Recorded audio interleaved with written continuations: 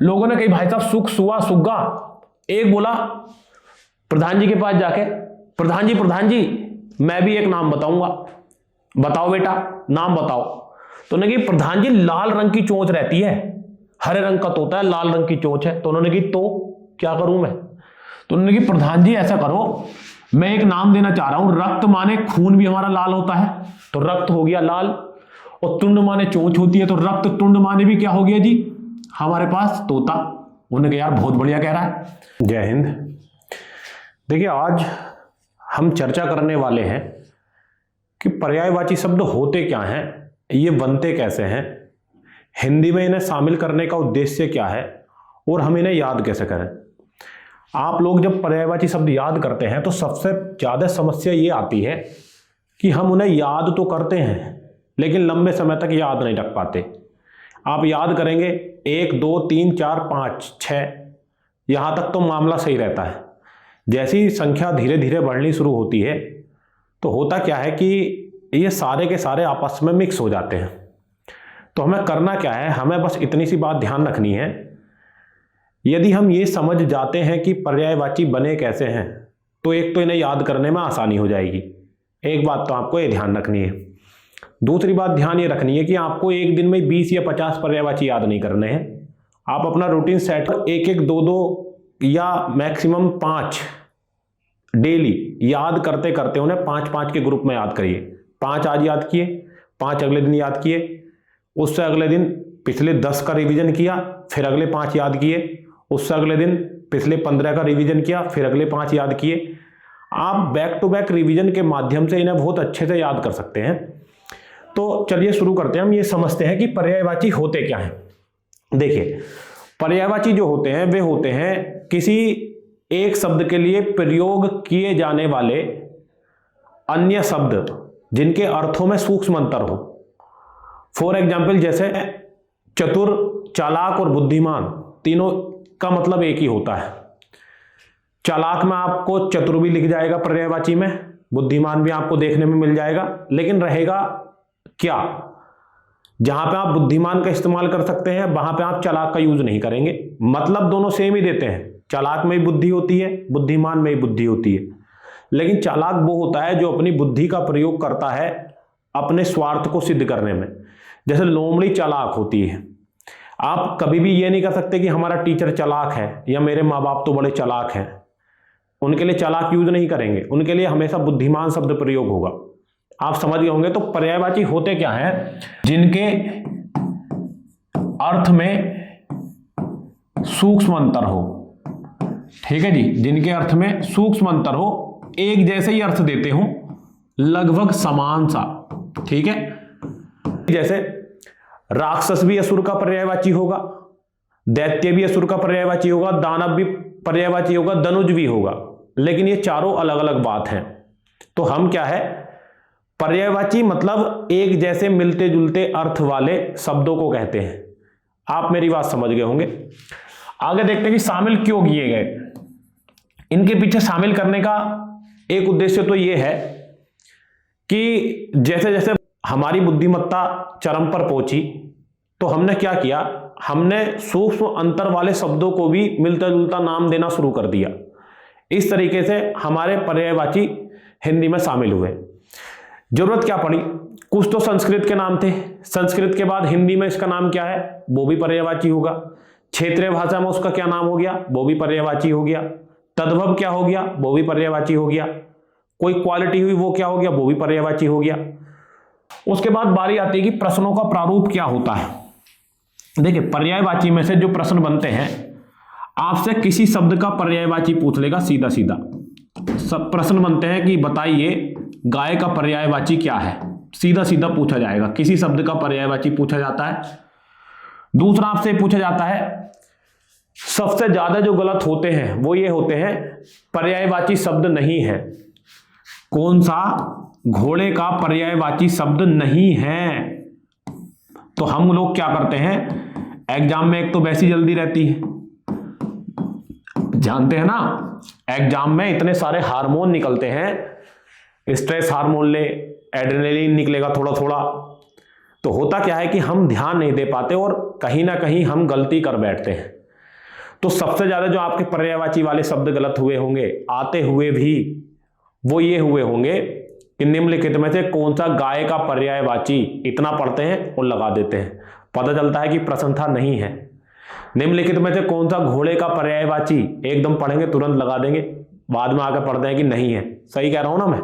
इतने सारे प्रश्न आपके गलत हुए होंगे। उसके बाद शब्द का पर्यायवाची पूछा जाता है, पर्यायवाची शब्द नहीं है वो पूछा जाता है। और कभी कभी क्या होता है, अनेकार्थक शब्दों के रूप में भी इसके प्रश्न आ जाते हैं। टॉपिक अलग रखे गए हैं लेकिन मिलते जुलते हैं, मैं ये नहीं कह रहा दोनों समान है, मिलते जुलते हैं। तो अनेकार्थक शब्दों में से भी पूछा जाता है। जैसा आपसे कहेगा कि निम्नलिखित में से अब्ज का अर्थ नहीं होता, तो अब्ज शब्द कई सारे शब्दों के लिए प्रयोग किया जाता है, तो आपको बताना है नहीं है। निम्नलिखित में से द्विज शब्द का अर्थ नहीं होता या द्विज शब्द का अर्थ होता है। निम्नलिखित में से अंडज शब्द का अर्थ होता है या नहीं होता है। तो ऐसे करके भी प्रश्न आते हैं। तो ये जो हमारे बनते हैं ये प्रश्नों का प्रारूप बनता है। मेन मुद्दा आता है कि याद कैसे करें। 2 याद करे थे, बड़े मुश्किल से हुए थे, फिर 4 हुए, 4 से 6, 8, 10, और एग्जाम टाइम तक आते आते जब एग्जाम में देने बैठे या प्रैक्टिस सेट बनाने बैठे या टेस्ट सोल्व करने बैठे तो मसला ये हुआ कि सारे एग्जाम्पल ही एक जैसे लगने लगे। तो इस समस्या से कैसे निजात पाई जाए, याद कैसे करें कि एक बार याद कर लें, लंबे समय तक याद रहे। तो उसी चीज को मैं आपको बताने आया हूं। मैं कोई ट्रिक का दावा नहीं करता, ना ही कोई ट्रिक है। आप एक बार समझिए, जब आप समझ लेंगे तो आप लंबे समय तक याद रख पाएंगे पर्यायवाची बने कैसे। देखते हैं। देखिए, जब मनुष्य अपने भाषाई विकास के पहले चरण में था, आप अपने उन वाले पूर्वजों की बात करें जिन्होंने सबसे पहले आसपास के परिवेश में जो वस्तुएं हैं उन्हें पहचानना शुरू किया होगा। सबसे पहले पूर्वज जिन्होंने ध्वनिक संकेत विकसित कर लिए होंगे, अब उन्होंने क्या किया होगा कि आसपास की चीजों को नाम देना शुरू किया होगा। तो ऐसे सबसे पहले शब्द जो हमारे पूर्वज ने रखे थे, जिनकी उत्पत्ति का पता नहीं चलता, ना ही आप उन्हें बीच में से तोड़ सकते हैं। क्यों? क्योंकि वे ओरिजिनल शब्द होते हैं, किसी चीज से मिलकर बने ही नहीं है। तो इसलिए जो आपने देखे होंगे शुरुआती जो शब्द होते हैं सबसे शुरू वाले, वे छोटे छोटे शब्द होते हैं, ज्यादातर 2 वर्णों के। आप कुछ भी देख लीजिएगा, जैसे चल, खा, पी, उठ, सो, नीला, हरा, पीला, 2 शब्दों के होंगे। और तो और जब बच्चा थोड़ा बड़ा होता है, धीरे धीरे वो शब्दों का उच्चारण करना सीखा। जैसे पापा, सबसे पहले बस पापा कहता है तो पापा माने फादर हो गए बाद में। फिर कहता है नाना, चाचा, दादा, बाबा। तो आपने देखा होगा शुरुआती जो सबसे शुरुआत वाले शब्द हैं हमारे पास, वे 2 शब्दों वाले हैं, 2 वर्णों वाले हैं। तो हमारे पास शुरुआती शब्द जो थे वे छोटे थे और 2 वर्णों वाले थे। तो हमारे पूर्वजों ने क्या किया कि उन्होंने चीजों को पहचानना शुरू कर दिया। तो ऐसे शब्द जो भाषा विकास के चरण के सबसे शुरुआती शब्द हैं, जिनकी उत्पत्ति का पता नहीं, जिनके हम टुकड़े नहीं कर सकते, उन्हें कहते हैं रूढ़ शब्द। और उन्हीं शब्दों को धीरे धीरे जब हमारी भाषाई विकास बढ़ता रहा तो हमने उन्हें अलग अलग नाम से जानना शुरू कर दिया, और वो जो बन गए हमारे पर्यायवाची शब्द। अब वापस आते हैं। ये ड्राइंग मैंने की है, अच्छी होगी, कोई नहीं, ड्राइंग पर छोड़िएगा, समझिए। एक गांव था, इमेजिन करिएगा ऐसा पहला गांव जिन्होंने पहली बार तोता देखा होगा, एक ऐसा समूह, ऐसा समुदाय जिसने पहली बार तोता देखा होगा। आज मैं आपको कहता हूं कि तोता, तो आप तुरंत दिमाग में आपके एक इमेज बन जाती होगी एक पक्षी की, हरे रंग का पक्षी, लाल चोंच है। आपने उसे जहां जहां देखा होगा आपके दिमाग में तुरंत इमेज बन जाती है कि तोता क्या होता है। तोता जो मैंने बोला, ये जो ध्वनि संकेत है, इस संकेत का आपके दिमाग में एक इमेज है कि ये पहचान है। लेकिन इमेजिन करिएगा कि हम उस युग की बात कर रहे हैं जब कोई नहीं जानता था कि इस पक्षी को क्या कहते हैं। फॉर एग्जाम्पल, ये एक गांव में देखा गया।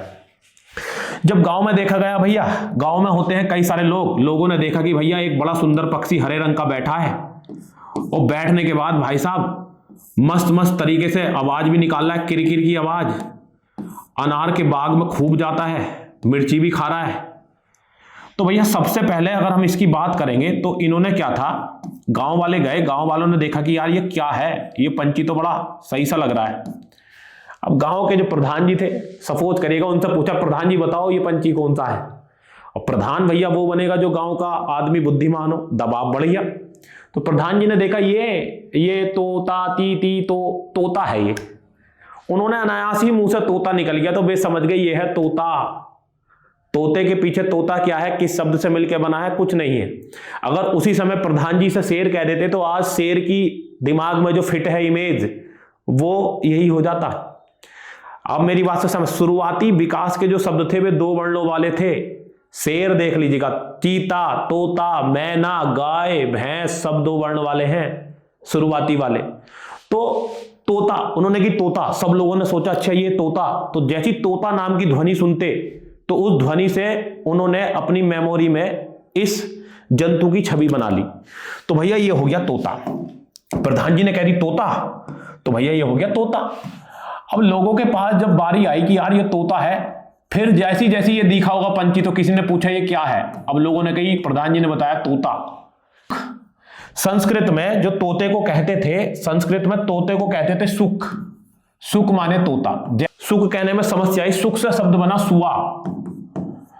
अब सुआ से जो शब्द धीरे धीरे बदल के बना, सुआ से बन गया सुग्गा। तो ये जो शब्द बने हैं वो सुख से ही आए हैं, सुआ और सुग्गा। तो तोते को सुख कहते हैं, सुख से बना सुआ और सुआ से बना सुग्गा। तोते को तोता क्यों कहते हैं, इसके पीछे का कोई लॉजिक नहीं है, बस पहले ध्वनिक संकेत है जिनके द्वारा हमने एक जीव की छवि को ध्वनि संकेतों से लिंक कर दिया। ठीक है, अब हम भाषा के विकास का पहला चरण पूरा कर चुके थे। अब जो चैलेंज था हमारे सामने, चैलेंज ये था कि अब हमारे पास शब्द बहुत सारे थे। हमने अपने हिसाब से आसपास की वस्तुओं को, रंगों को नाम दे दिया था, लगभग हर वस्तु का हम नामकरण कर चुके थे।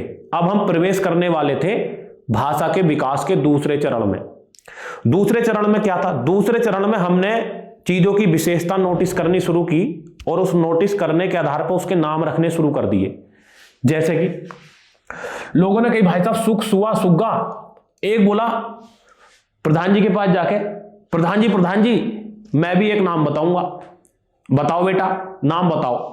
तो उन्होंने कही प्रधान जी लाल रंग की चोंच रहती है, हरे रंग का तोता है, लाल रंग की चोंच है। तो उन्होंने कही तो क्या करूं मैं। तो उन्होंने कही प्रधान जी ऐसा करो, मैं एक नाम देना चाह रहा हूं, रक्त माने खून भी हमारा लाल होता है, तो रक्त हो गया लाल, और तुंड माने चोंच होती है, तो रक्त तुंड माने भी क्या हो गया जी हमारे पास तोता। उन्होंने कहा यार बहुत बढ़िया कह रहा है। दूसरा उठा, दूसरा बोला, दूसरा व्यक्ति प्रधान जी एक नाम मैं भी देना चाहता हूं। उन्होंने बता बेटे तू भी बता। तो उन्होंने कहा प्रधान जी मैंने मैंने जो है अनार के बाग में बड़े तोते बैठे देखे। अनार के बाग में इतना तोता आता है, इतना तोता आता है कि हजारों की संख्या में बैठता और हजारों की में उड़ता है। इन्हें अनार बड़े पसंद दिखे हैं। उन्होंने कहा तो क्या करूं कि अनार है पसंदी से, दालिम माने अनार रखो और प्रिय मतलब प्यारा, तो दालिम प्रिय माने क्या हो गया जी तोता हो गया। प्रधान जी कह रहे यार बिल्कुल सही कह रहा है। उसके बाद जब हम धीरे धीरे आगे बढ़े, एक ने कही जी आवाज जो करता ना की आवाज निकालता है, तोते की आवाज अगर आपने देखी। उन्होंने कही तो क्या करो कि जी इसका नाम कीर रख दो। तो कीर माने भैया हमारा क्या हो गया तोता। तो ये हो गए हमारे तोते के पर्यायवाची। आप एक तरीके से ऐसे समझ लेंगे तो आपको याद हो जाएगा। एक और देखते हैं फॉर एग्जाम्पल, अब देखना शुरू करिएगा। जैसे हम बात करते हैं कमल की, कमल को कमल क्यों कहते हैं इसके पीछे का कोई रीजन नहीं है। तो कमल के नाम मैं क्यों बना रहा हूं आपको अभी समझ में आ जाएगा, मुझे नहीं पता, बन तो ठीक सा रहा है भाई एक मिनट दीजिएगा बस मुझे। ये हमारा भैया कमल हो गया, जगह थोड़ी कम पड़ गई तो पत्ता थोड़ा चपटा सा है, कोई नहीं आप मैनेज कर लीजिएगा। पानी और बना देते हैं, पानी में तो खिलेगा, ये तो मेन है। 10वें की ड्राइंग जो होती थी 7वें 8वें की, वो आप लोग ऐसी बनाते होंगे कि भैया यही है और इसी पर नंबर मिल जा करते थे। मैं तो छाप का आता था, वो थोड़ी कटिंग ले जाके गत्ते की रख देते थे और बन जाया करता था। तो ये हो गया कमल। अब समझिए मजेदार बात क्या है। कमल के नाम के पीछे यदि हम बात करेंगे कि कमल माने होता क्या है, तो कमल को अगर आप देखेंगे तो कमल पानी में खिलता है, सभी को पता है। कमल पानी में होगा, जहां पे पानी भरा होगा वहां पे कीचड़ होगी, और पानी जहां पर रुका हुआ होता है उस जगह को कहते हैं तालाब। हिंदी में एक प्रत्यय है जिसे कहते हैं जय। जय जिसके लास्ट में आप लगा देंगे उसका मतलब होता है उससे पैदा या उससे उत्पन्न। जैसे जो अंडे से पैदा हुआ हो उसे कहेंगे अंडज, तो अंडज हो जाएगा पक्षी का पर्यायवाची। जो पिंड से पैदा हुआ हो, पिंड से, उसे कहते हैं पिंडज, पिंडज कहते हैं कौरवों को। जो पसीने से पैदा हुआ हो उसे कहते हैं स्वेदज, जैसे मकरध्वज थे हनुमान जी के पुत्र। तो जय जिसके लास्ट में लगा देते हैं उसका मतलब होता है पैदा होना। जो पैदा ही ना हुआ हो उसे कहते हैं अज, जो पैदा ही नहीं हुआ हो। तो जय का मतलब यह है कि जिसके लास्ट में लगा देंगे उसी से उत्पन्न। अब कमल के बारे में हम जानते हैं, कमल पानी में पैदा होता है, कमल कीचड़ में पैदा होता है, कमल तालाब में पैदा होता है। तो हमें क्या करना है, कमल के पर्यायवाची बनाने के लिए एक एक पर्यायवाची पानी का लेंगे और लास्ट में जय लगाते रहेंगे। जैसे जल माने पानी, तो जलज माने क्या हो गया जी कमल। अंबु माने पानी, अंबुज माने क्या हो गया जी कमल। बारी माने पानी, बारिज माने क्या हो गया जी कमल। ठीक है, ऐसी अगर हम पानी की बात करें, नीर माने पानी और जय माने नीरज माने क्या हो गया जी कमल। ऐसी कमल जो होता है वो कीचड़ में पैदा होता है, तो पंक माने कीचड़ होता है, पंकज माने क्या हो गया जी कमल। कै माने कीचड़ होता है, कज माने क्या हो गया जी कमल। कंज, कज और कंज दोनों माने क्या हो गया जी कमल। ठीक है, एक चक्कर तो यहां पे खत्म हुआ। अब कमल के अगर हम आगे पर्यायवाची और देखना चाहें तो कमल कीचड़ में भी पैदा होता है, कमल पानी में भी पैदा होता है। तो पानी से हमने ये बना दिए, कीचड़ से हमने ये बना दिए। कमल जो है वो तालाब में और खिलता है, जहां पे पानी भरा रहता है उसे तालाब कहते हैं। तो सर माने तालाब होता है, तो सरह प्लस जय सरोज, सरोज माने क्या हो गया जी कमल। सरसी माने तालाब होता है, सरसिज माने क्या हो गया जी कमल। ऐसी अगर हम सरोज की बात करें तो सरोज माने भी हो गया, सरसिज माने भी क्या हो गया कमल हो गया। तो कमल के पर्यायवाची अब तक हमने क्या करा, कुछ भी नहीं करा। हमने बस कमल की क्वालिटी के आधार पे, कहां पैदा होता है कहां खिलता है, उसके आधार पे उसका नाम रख दिया है। बस हमने अपनी तरफ से अब तक कुछ नहीं किया, लास्ट में जय जय लगाते चले गए। अब इसके बारे में अगर हम कमल की बात करेंगे तो कमल में यदि आप देखेंगे तो कमल को एक नाम जो रखा जाता है, कमल को कहते हैं जी तामरस। तामरस कहते हैं कमल को। कमल को तामरस नाम आपको ध्यान रखना है। याद करने का एक तरीका मैं आपको बता सकता हूं, ऐसे याद रख लीजिएगा। कमल के बीच वाला हिस्सा जो है ना पीला पीला रहता है, तांबे जैसा। कमल खिला हुआ देखा होगा तो उससे याद रख लीजिएगा तामरस। याद करने का तरीका। अब यदि मैं अगर आपको एक बात बताऊं, तामरस हो गया हमारा। कमल की अगर बात करेंगे तो कमल में बहुत सारी पंखुड़ियां होती हैं, बहुत सारी। तो बहुत सारी पंखुड़ियों वाला सहस्त्र दल, सहस्त्र दल, बहुत सारी पंखुड़ियों वाला। दल माने हो गई पंखुड़ी। ऐसी मैंने आपको बताया था जो कमल होता है, लाल कमल उसे कहते हैं कोकनद, नीला जो सफेद कमल होता है उसे कहते हैं पुंडरीक, और जो नीला कमल होता है उसे कहते हैं इंदिवर। ठीक है जी, तो ये हो गया हमारे पास कमल के पर्यायवाची। तो कमल के पर्यायवाची आप ऐसे याद रख सकते हैं, आपको कहीं याद करने में समस्या नहीं होगी, क्योंकि हमने अपनी तरफ से कुछ किया ही नहीं। हमने बस क्या किया है कि कमल नाम का पर्यायवाची बना कैसे है, हमने बस उसका बैकग्राउंड चेक किया और बना दिया। तो वीडियो कहीं लंबी ना हो जाए, इसलिए मैं आज इन दो को समझा के ही क्लियर करता हूं। आपने आज बैकग्राउंड समझा, पर्यायवाची होते क्या हैं, ये आए कहां से हैं, और हमने दो को समझ भी लिया कि शब्द कैसे गढ़े जाते हैं, शब्द कैसे बनते हैं। आशा करता हूं आपको समझ में आई होगी। अगली सीरीज में हम और के पर्यायवाची याद करना शुरू करेंगे। तब तक के लिए आप अच्छे से पढ़िए, रिवीजन करिए। धन्यवाद।